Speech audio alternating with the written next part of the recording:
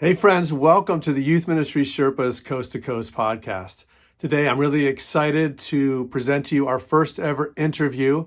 I got a chance to sit down with Brad Griffin from the Fuller Youth Institute to talk about their latest book, Faith Beyond Youth Group.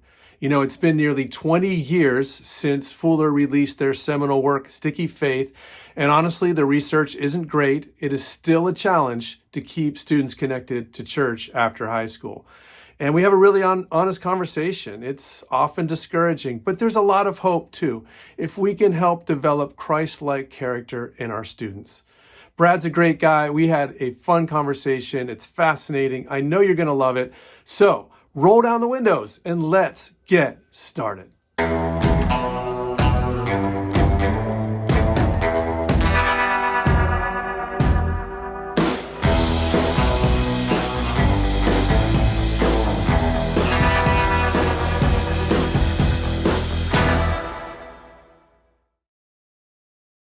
Well, hey, friends, welcome to the Youth Ministry Sherpas Coast to Coast podcast. I'm so excited to do our first ever interview on this show, and we are delighted and honored to have with us Brad Griffin.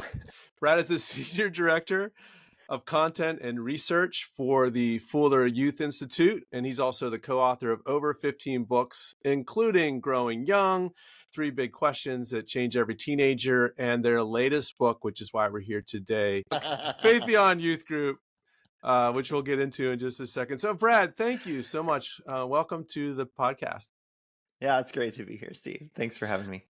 So you'll notice, Brad, that the show has changed a little bit since you were here before. I think it was 2021, after you guys released 3 Big Questions That Change Every Teenager. We had interviewed you then, and that was my good friend Matthew McCabe and I. So we've changed the show. Matthew has moved on to pursue other endeavors after 30 years as a youth pastor. And so we have 2 new co-hosts, Brock Morgan and Shannon Dunn, and they are doing their day jobs today. So also important. Shannon's got 2 big events this weekend, and Brock's got a retreat this weekend. So they could not join us. And we have video now, so we get to see your face on the podcast as well. Love it. So yeah, it's going to be fun. Tell us a little bit about yourself. Like, what stage are your own kids in right now? Yeah, so thanks. I have 3 kids, and 2 of them are in college right now. Actually, they're getting ready to come home for the weekend, which is exciting. So I have a 21-year-old who's about to wrap up college, an 18-year-old who just started college, and I have a 15-year-old son who is a sophomore in high school. Okay. Yeah. Which colleges are receiving all of your funds out of your savings and 401k? Yeah. The same one, actually. Point Loma University in San Diego. It's a Nazarene school. Okay. So, yep. That's awesome. Yeah. Coming home to watch Super Bowl with the family? Is that why they're coming home? You would think, but they're just coming home because we're so cool. So, of course. Doesn't that feel good? Enjoy it while it lasts. Yeah. So I got 2 kids in other states now, and we don't see them too often. So, it's a fun stage of life. So yeah, you've been involved in youth ministry for years and years, and now in your home as well as in the church. Tell us a little bit about your experience with that.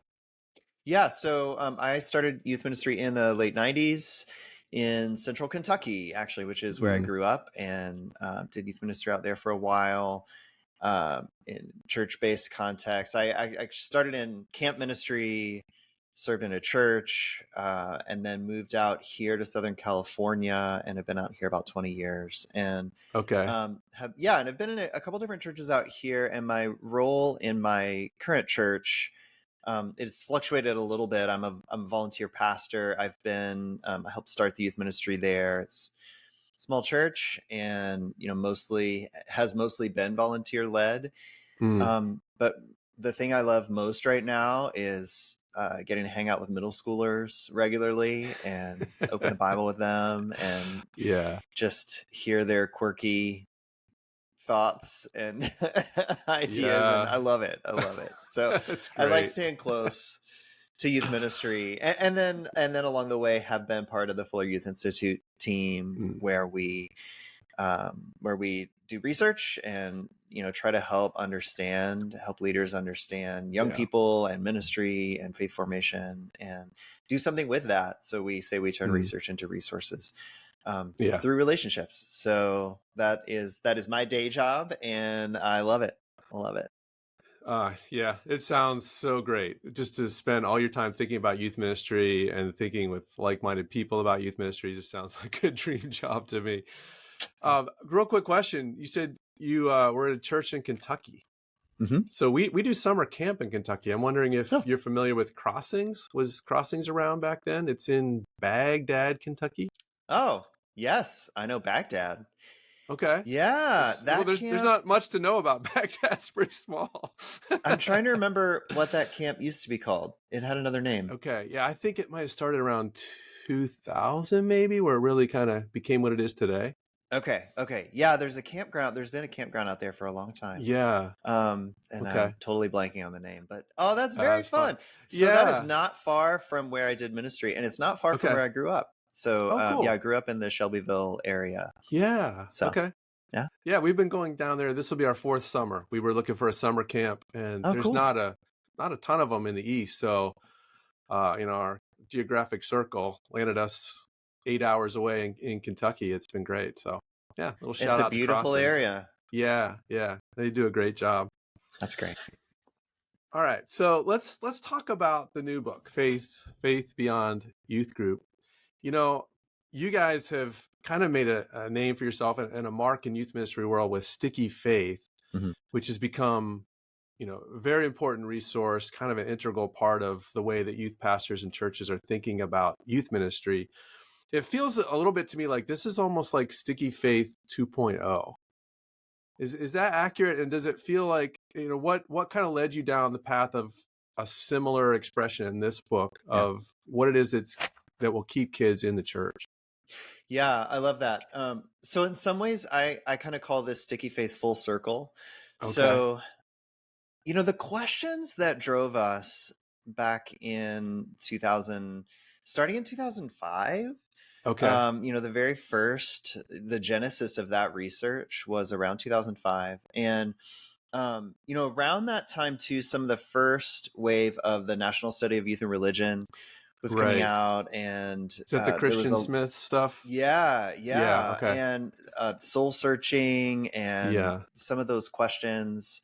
It was a while later before Kenda Dean is about 5 years later. Kenda Dean wrote Almost Christian, Yeah. which was kind of digging into that data a little bit more. But there's a lot of hand wringing about at the time millennial teenagers, Right. and which we can chuckle about now. They're all like turning 40. Yeah. And the big question on the table was, well, why does it seem like so many kids walk away from the church and faith after high school? And those figures are, it's hard to really put a precise figure on it, but Mm-hmm. that somewhere between 40 and 60%, at the time we were saying about half of young people who are part of ministries and part of churches, they walk away, and within the first 12 to 18 months. And so we started Wow. that study with a set of questions looking at, okay, what can we do in youth ministry that makes a difference, that helps faith stick across that transition? So it actually was focused on like that. We called it the College Transition Project at the start. And we wanted to, track with young people. So we did longitudinal studies. So over 3 years, looking at what happens to their faith journey.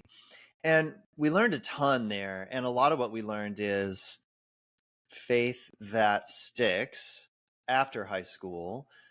There's a lot of components that happen way before the transition that make a difference. And in fact, a lot of that research drove us to look younger and earlier. And, what can parents be doing? What can churches be doing in the earlier years? Because so much of a young person's faith is shaped by what happens in the home. And it's shaped by their early perceptions and early practices. And in youth ministry, we can do a lot to connect young people with adults across the church, to help them put hands and feet on their faith, to help them integrate faith into their identity and not just something that's kind of an extra, um, or to use another Christian Smith phrase, a personal identity accessory. Um, Yeah, interesting. and so, yeah, we called it the Yeah. Jesus jacket for a while. Like you can put it on when it's comfortable and you can take it off Yeah, whenever you want. yeah. So the questions then that Huh. led us to, so since then we've done a lot of work digging deeper.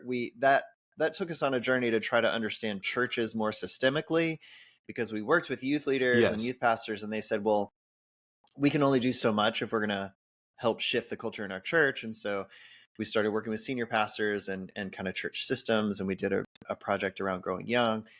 And then we looked around and realized we've been talking about young people, um, using all of these categories and language and research from millennials, and we really need to understand Gen Z young people. And Hmm. so the Three Big Questions project Yeah. became focused on, we need to just sit with today's teenagers and interview and listen to them, and out of that, really a focus on identity, belonging, and purpose, and how we walk Yeah. with young people. Yeah. And this project then, so to get us here, is came out of a further exploration of that, and coupling that with research into how we shape character. Mm. And so the beyond youth group part is not just when they finish high school or when they leave youth ministry, but it's also right now what happens outside of youth group. We have them with Yeah. us for Yeah. however long we Yeah. have, 90 minutes or whatever it is, but what about the rest of the Yeah. week? Yeah. And what really impacts a kid the rest of the week is, it's how it's shaping their character, it's how it's shaping their everyday life. And so we want to know, what can we do that impacts them now Mm. and for the rest of their lives. So that was the genesis of this Yeah. project. So in a lot of ways, it Okay. is like a full circle from Sticky Faith, but also kind of turning the question a little bit. In your most recent research, what did you find encouraging? What did you find discouraging?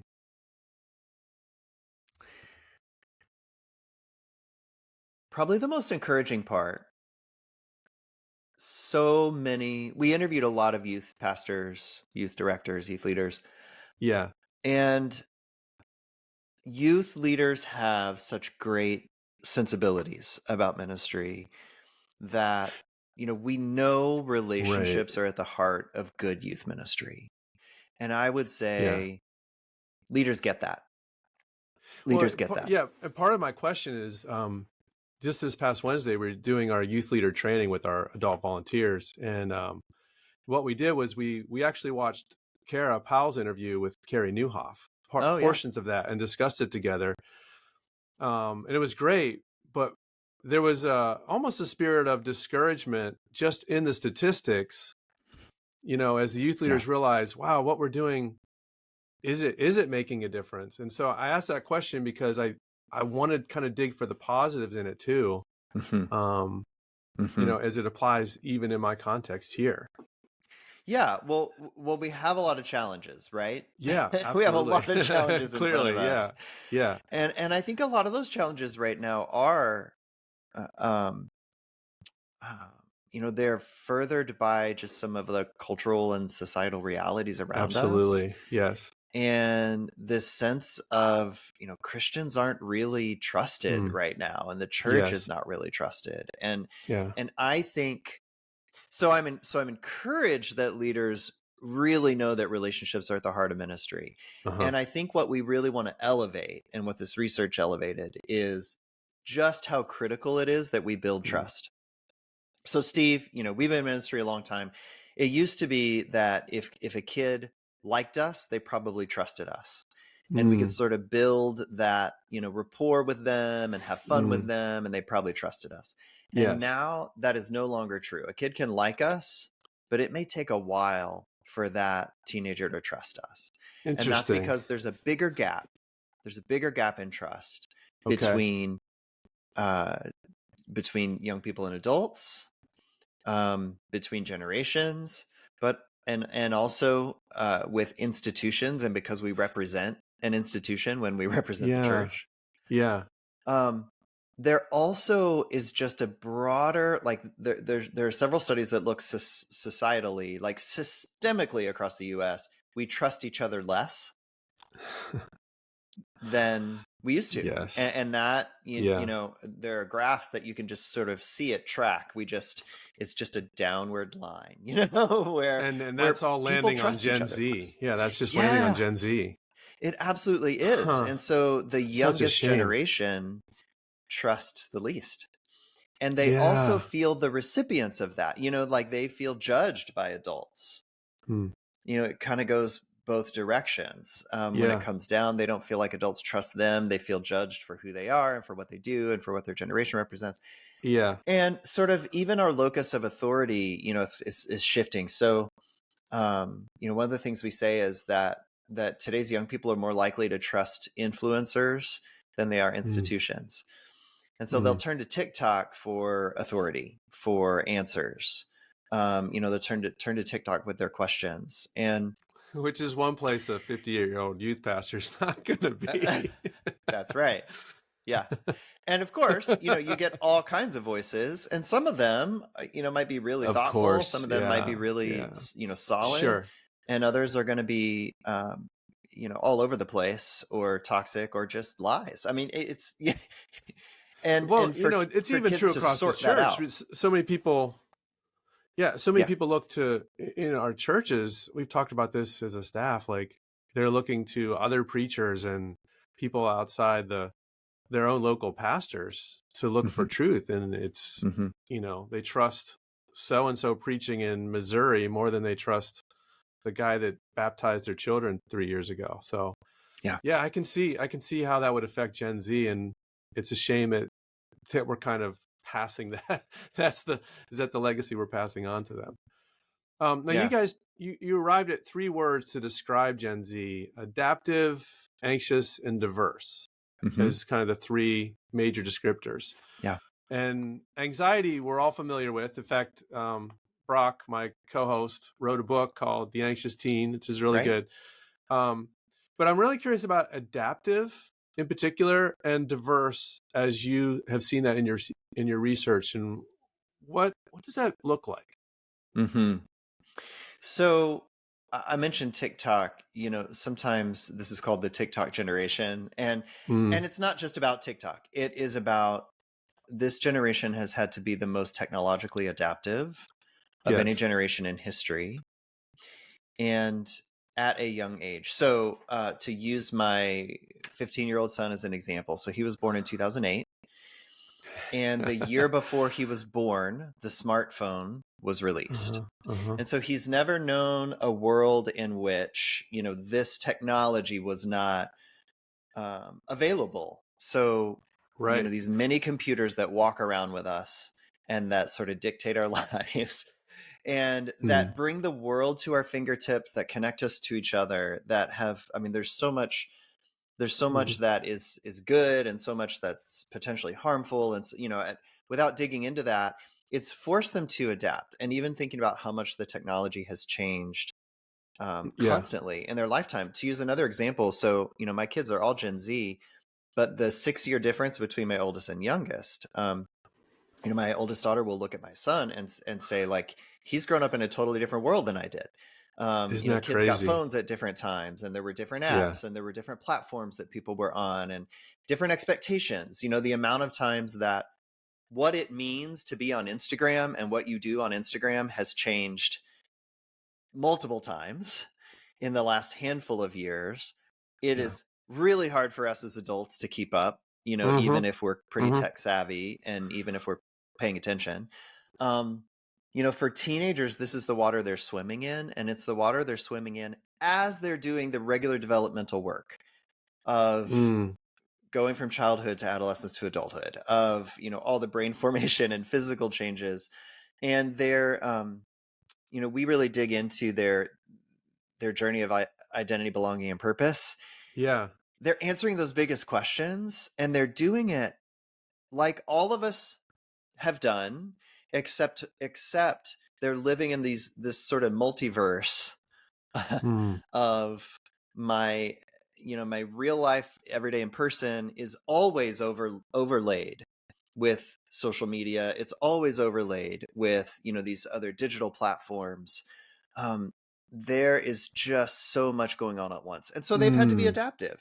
They've had to change. The pandemic, of course, is another huge way they've had to be adaptive. sure.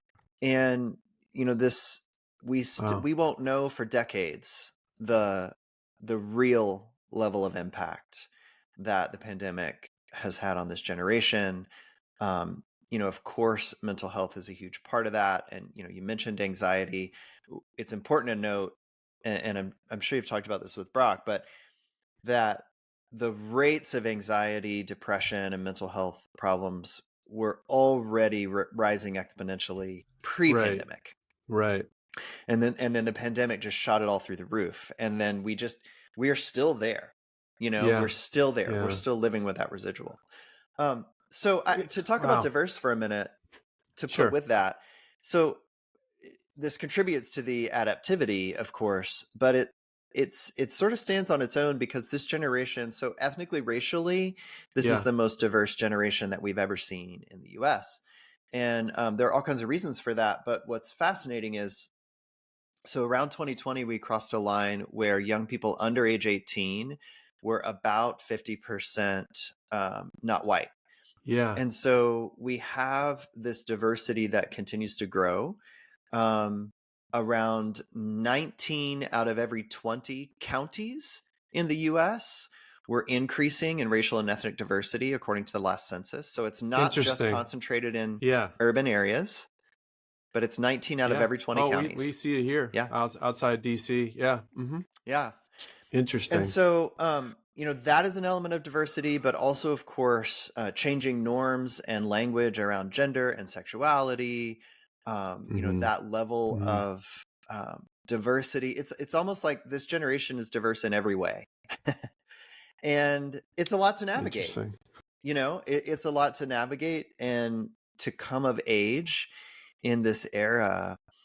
Um, in some ways, it's, becoming a teenager is what it's always been, and in other ways it's dramatically different. I'm just thinking about how you described it. It's almost like they're learning to drive at high speed. Like their Yeah. car's going 100, and that's how we're teaching them to drive with all Yeah, these that's right. changes. And I mean, we've used that analogy specifically related to technology, so like just throwing a kid on the internet or just handing them a smartphone. It's Oh a whole yeah, lot like, right. putting them behind the wheel of, a shiny new fast car without any driver training. I mean, we'd never do Yeah, that, right? We would take right. time. We would sit with them in the car first, and then we'd drive around a parking lot a little bit, and then eventually we'd get out on the road Yeah, and go real yeah, slow on a safe right. side street. And it'd be about a month before we'd ever try to get on the freeway. um I've Yeah, trained 2 kids to drive already, and I'm getting ready to do the third. And yeah, there's a way you do this, but we don't have that when it comes to digital yeah, technology. We don't have that when it comes to social media. We don't have that when it comes to all the things they've got to navigate in the world. They're just thrown in. yeah. They're just thrown in. Such a challenge, but I'm optimistic in that too. Especially the diversity piece just feels like such a great opportunity, just to be a better culture, and so Oh yeah, there's a lot of yeah, beauty. Yes. yeah. The book Oh, go opens ahead. with a quote from a youth leader. She says something like, she gets texts from her girls on Friday nights, and they're so excited. They love coming to youth group. They can't wait for youth group. But she wonders, inside, am I making any difference? And I feel like our ministry is similar. Like kids love to come to our youth ministry. Our leaders love our youth ministry. I joke and I say even our elders don't hate our youth ministry. But so we have this like great sense of belonging and community when we're together. But I do step back and ask myself, is it sticking? Is it going to last? And often there's so much discouragement if I go too far down that path. So I don't know. Do you see a lot of that in youth leaders struggling with that reality? And how do you speak to that? Yeah. I think I mean, I feel this in my own ministry. Does what we do really make a difference? How does it Hmm. matter? Um, and this is where, so in our research, part of how we landed on our definition of what we mean by faith beyond youth group, Yeah. Yeah. we talk about Jesus-centered character that matters every day. Yeah. And when we talk about character, we mean living out Jesus' goodness every day by loving God and our neighbors. Yeah. And so there's two big pieces of that. The first is that we're centering that understanding and our ministry in Jesus' goodness. Mm. We want to live out Jesus' goodness. So Jesus' own character is what guides the way for us. We talk about that as Christ-likeness, right? Like we want to be Christ-like, and follow me as I follow after Christ, Paul says. And it's Jesus' goodness that we're after here as the Yeah. goal. And then the second part of that is loving God and loving our neighbors. So what Jesus said were the most important things for us to be focused on. Jesus said, if you want to be like me, love God, love your neighbor. And then the everyday piece is in the middle. If faith Yeah. matters, it's got to matter every day. It's part Yeah. of our everyday life. And so I think that's where we're, little by little, step by step, that's where we're taking students. Yeah. And a lot of how we get there is actually by modeling it in our own lives and by being adult disciples ourselves, by being people who are on a journey, not being perfect, that's impossible, but Hmm. being our imperfect selves, following after Jesus. Mm. Most of us, we trust Christ because of an adult who trusted Christ first, or maybe Hmm. because of a friend who someone else who trusted Christ first. Right. We follow Jesus because we've followed someone else who has followed Jesus. This is just how we get there, and there's no short, there's no short Mm. circuiting that. There's no kind of like skipping ahead or, it is Yeah. slow. It's slow work. The challenge that I see is just the limit of time and time equaling influence in Yeah. teenagers' lives. A couple hours a week. We're doing the best we can. Most youth leaders I know have that spirit of genuine, wanting kids to genuinely live for Jesus. But the limits on our time, and then the cultural forces that so outweigh our time with them Yeah. often just seem so overwhelming. Um, and then the models that they have in the culture, even of the church, are often so broken that we have to back them off the cliff of what they think the church is sometimes to even give them space to see who Jesus is. So yeah, I guess that's the challenge, isn't it? It's figuring out ways to kind of influence their lives even beyond the few hours that we get with them. And Hmm. Yeah, that's tough. it is. And I do think it presses us to think about how much time are we, um, how much are we, putting all the pressure on our program time to accomplish more Mm. than it really can? And Mm. how much are we investing in going to where, Guilty as charged. yeah, I mean, you know, Yeah. when we go to where teenagers live the rest of their lives, Yeah. it makes a huge difference. In my own church, um, we did we spent some time, church leadership, like trying to listen to teenagers and just asking them, hey, when do you feel like you really belong Mm. in this church? What makes you feel like you're part of the church, and what could we be doing better? Just questions like that, right? Just trying to Yeah. understand their experience of our church and listen to them. And it was so, one of the things that they made a big deal about, they said, when adults in our church show up at our games, at our, performances, at the things we do outside of church, that really means a lot. And Of it's one course. of those Yeah. things that it's Yeah. like youth ministry 101, Steve. I mean, going to where young people are. Um, that's been a hallmark of youth ministry for decades, but I think we sometimes Mm-hmm. underestimate just how important Mm-hmm. it is. Just how important it is for building trust, Mm-hmm. just how important it is for connecting outside of our program, how important it is for connecting with their Yeah. families. Often if I Yeah. go to a game, Yeah. I'm sitting with the Mm. parent. I'm like, it's a chance to connect with that parent. And I mean, in my case, I am a Yeah. parent too, so it's parent to parent. And I got to tell you, it makes a huge difference to me when one of our youth leaders shows up at one of my kids' Yeah. things. It's I huge. just went I just went to a wrestling match this week, and I don't really like wrestling, but it was interesting because I met two parents whose kids come to our youth ministry, and the families don't attend our church. Yeah. So they're like, "Oh, you're the Pastor Steve that I've heard about," and I just thought that's just like an intangible gift of that moment that I didn't go to meet the kids' parents. I went to support them. So yeah, Yeah. that's huge. That's I huge. we interviewed one volunteer leader. He goes by Slick. We tell his story in Yeah, the I remember book. that story. Yeah. Yeah, and I love this quote from him. He said, "I like to think that if Jesus walked the earth today, he'd spend a lot of time at seventh grade tennis matches." And that to me just sums up so much of youth ministry, right? Like, I That's mean, I went funny. to a middle school play not that long ago, a middle school musical. Like, I was not there for the performance value. You know, in Five that case, stars. yeah. It was 5 stars. And yet the showing up matters, and it Sure. matters Yeah. because it helps us cultivate trust, and it matters Yeah. because it helps us, you know, see in real life and make some of those connections.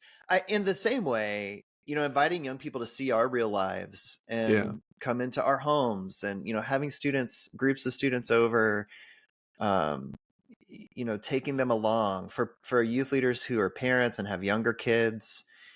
Pick up some students and take them when you're taking your kids to the park. Like, there are so many ways that we can Yeah. um,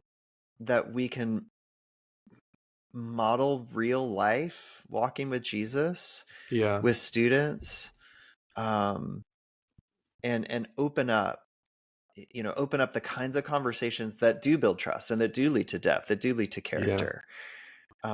So I just think we Mm. can't underestimate. The other piece of that, we talk in the book about practicing together and making meaning, Yeah. and some of that is about what we do programmatically, and some of it is just the stuff that happens in life. Yeah. That we're helping them live as a disciple every day and practice what that means. Practice that in their relationships. Practice that in their everyday stuff, and then to process it together and make meaning. To Mm. help them understand and make spiritual sense of what goes on in their lives and of what's going on in our world. There are so many things going on in the world that are upsetting, that are disturbing, to kids, and to help them make meaning of that. To say, hey, our faith has something to say about that. This big thing happened in the Yeah. world this week. Yeah. Yes, we're going to talk about that Let's at talk youth about it. group Yeah. this week. We're Yeah. going to make space to process that, and to pray about it, and to take that to God. This is what we do with our faith. Mm. And rather than, this faith that kind of sits off to the side and it doesn't have anything to do with the real world, Mm. it doesn't have anything to do with everyday life. The more we can help them integrate and process. I want young people to think anything that happens during their week or anything that happens in the world, for them to think, oh, I know. One of the first things they think is, we can talk about this at church. I love that. Yeah. I could talk about this with my small group leader, or I we could wonder what bring my this youth up. leader thinks of this. Yeah. Yeah. Yes. Yeah. That would be great. Can we go down the Yeah. parent trail for just a second? It's a bit of a subversive question, but it's relevant to my youth ministry. I don't know if other youth leaders will relate to this or not, but we have a significant number of kids who come whose families aren't associated with the church. It's in high school, it's probably close to 50% of our kids.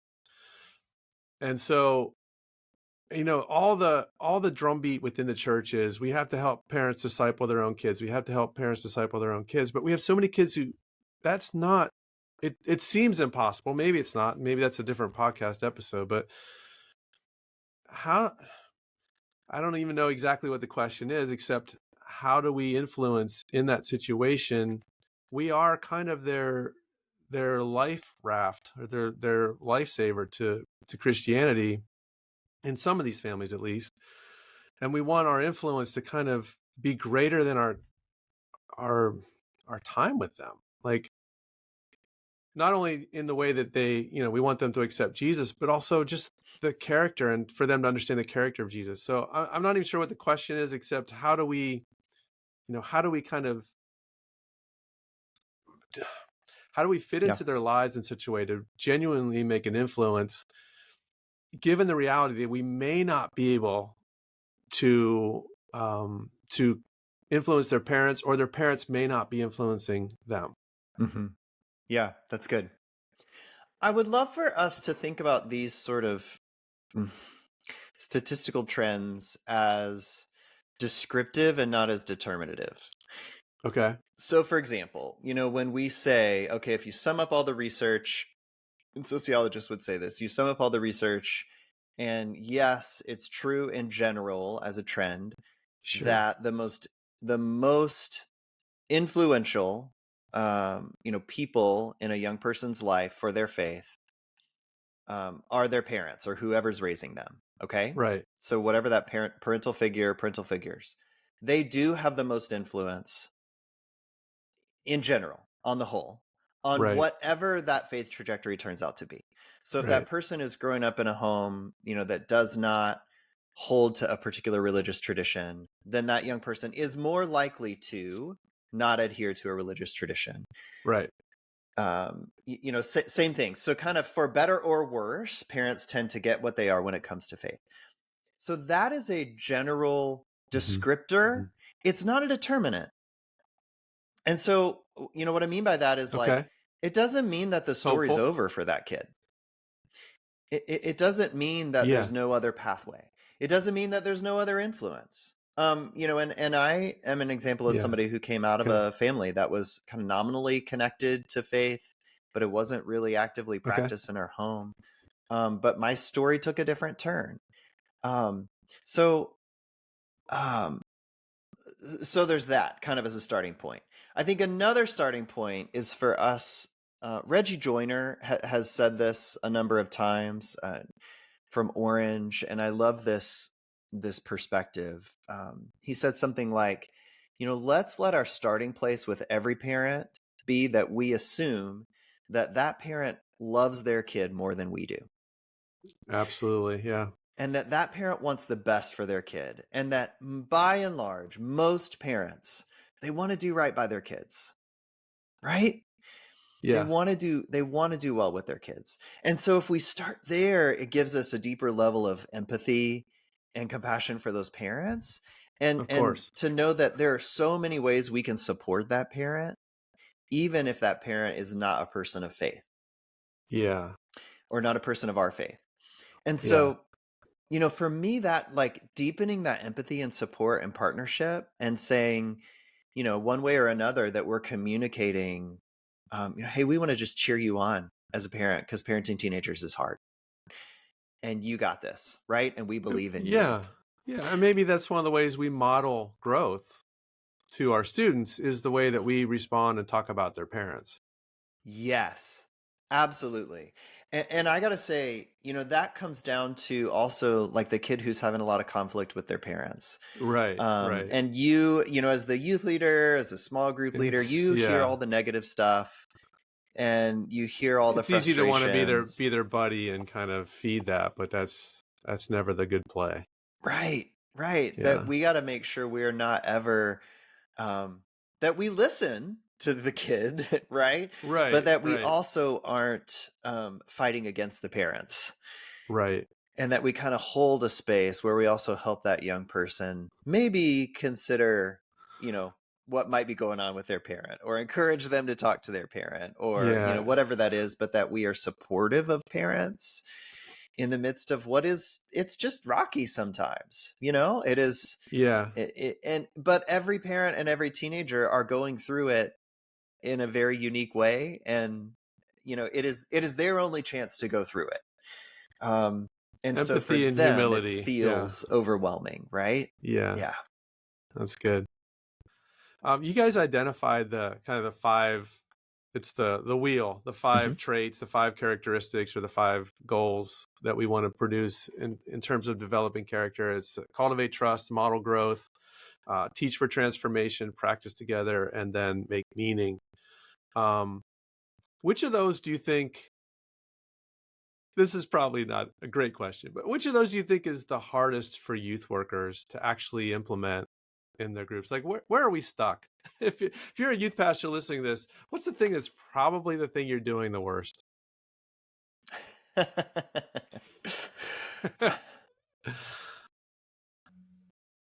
I think, okay, I have two answers. One is, I think we all think we're really good at teaching. Yeah. And I was afraid you're going to say that one. I Mm, think most of us teach the way it was modeled to us. yeah. So if we know youth ministry as, you know, there's a 20-minute talk, then that's probably what we do. If we know youth I ministry don't know as, anybody like that. yeah. If we know youth ministry as like in-depth Bible study, you know, with life application questions, that's probably what we do. Okay. We do not necessarily teach in ways that actually lead to transformation. Yeah. And so I think, you know, revisiting our teaching is really important. And in particular, how we're cultivating questions, Yes. curiosity, you know, action-based learning, Yeah. discussion, like those those are some of the hallmarks. Yeah. But the other thing I would say is, I think we skip the step of making meaning a lot of times with students Hmm. in a way that we miss out on being the meaning makers in their lives. And I think I think when we're at our best as pastoral leaders, we are helping people make meaning. You know, it's what we do. Hmm. And I think sometimes we skip out on that step more than Hmm. we realize in youth ministry. Um, and I just think, man, it's so important. Yeah. We don't do a great job just debriefing life, do we? Yeah. A lot of times. Hmm. Yeah. Yeah, that's good. That's good. All right. I skipped a question earlier. Yeah, it's a little bit of a subversive question too. So I may cut it out altogether. But um, when we talk about character development, I think most youth workers understand we're not talking about behavior management. We're not talking about, what Dallas Willard called the, was it sin management, right? Hmm. Hmm. The gospel of sin management. Yeah. We want more than that. And I've even been saying recently, as I kind of enter the fourth quarter of my youth ministry career, like my goal is to produce and develop and disciple young people to not be Christian jerks. So I think youth workers kind of inherently, at least the ones in my circle, we kind of inherently understand that. But at the same time, there's a certain expectation that can come from church leadership or even from parents of, the age old question, well, I don't know if I want my kids around those kinds of kids, or, and, we've even had, even recently, a family like pull their kids out of regularly coming on Wednesdays because it's like, oh, it's too much like public school. There's too many, they're hearing curse words and, you know, It's and too I'm much like sure the that's, real world. yeah.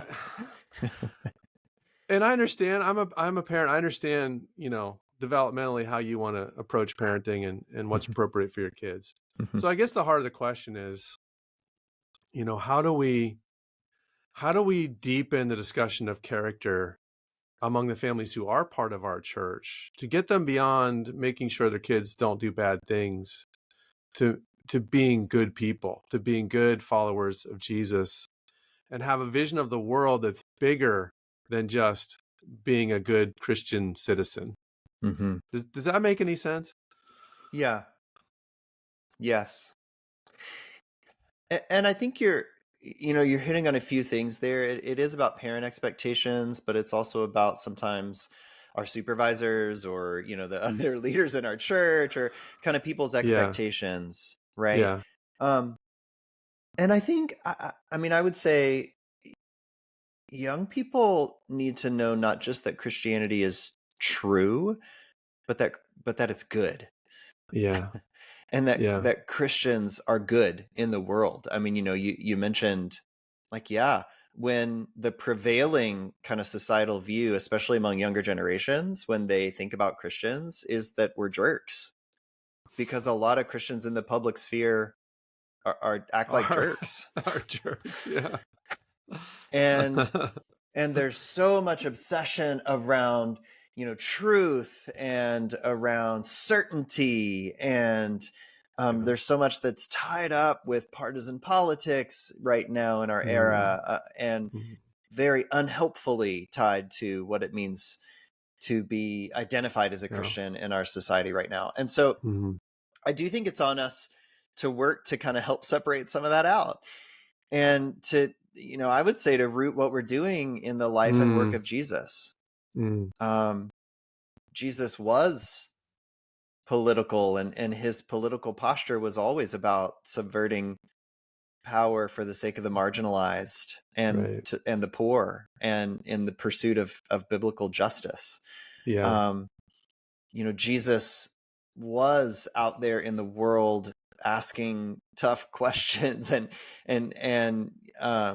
pushing against norms, but it always was in a posture of love, and right. motivated, most deeply by the love of this God who Yeah, would self-sacrificially and in humility come to earth in the shape of a baby, and yeah, in human yeah, form, and yeah, then give his life in self-giving love. And man, that somehow we've shifted that story to, we are these grumpy, mean, angry, mm, selfish, miserly people who who who champion hate. I mean, it, like, mhm, that's what a lot of young people see when they see Christians. And so I do think we've got a lot of work in front of us to be the people who actually walk in the way of Jesus. Christ likeness, it's love, it's humility, it's generosity. That is goodness. yeah, That is Christ's yeah, goodness in the world. And yeah. and I think that's what we're inviting young people towards. It's what we're inviting families towards. So to say to parents, yeah, Jesus hung out with all the wrong kinds of people.